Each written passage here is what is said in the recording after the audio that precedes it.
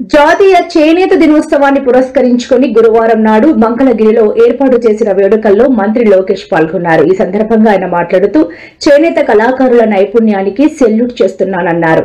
తాను ఎవరికైనా కలిసినప్పుడు బహుమతిగా ఇవ్వాల్సి వస్తే మంగళగిరి చేనేత వస్త్రాలని అందిస్తానని, తద్వారా వాటి ఖ్యాతిని మరింత పెంచుతానని హామీ ఇచ్చారు.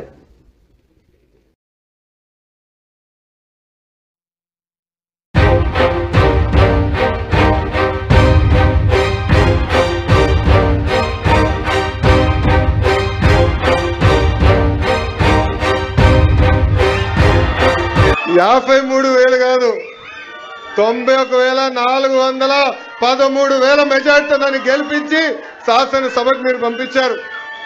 సార్, యువగలం పాదయాత్రలో ప్రొద్దటూరు కానివ్వండి, ధర్మవరం, మంగళగిరి, ఉప్పాడలో నేను చేనేత సోదరుల్ని నేరుగా కలుసుకున్నా. వాళ్ళ పడుతున్న ఇబ్బందులు నేరుగా నేను తెలుసుకుంటాం జరిగింది. ఆనాడు ఇట్లనే ఒక మీటింగ్ పెట్టుకుని చేనేత సోదరులు చెప్పా, చేనేత సోదరులు నేను దత్తకు తీసుకుంటున్నానని. కొంతమంది ఎగతాళి చేశారు, కొంతమంది కించపరిచే విధంగా మాట్లాడారు. కానీ నా ఆలోచన ఒక్కటి, చేనేత రంగాన్ని పెద్ద ఎత్తున ప్రోత్సహించాలి, వాళ్ళ ఆదాయం రెట్టింపు చేయాలి.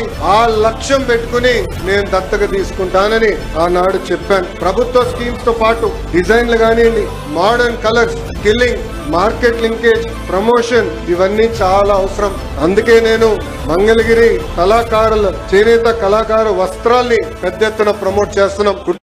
ఇటువంటి మరెన్నో వీడియోల కోసం మా ఛానల్ ని సబ్స్క్రైబ్ చేసుకోండి.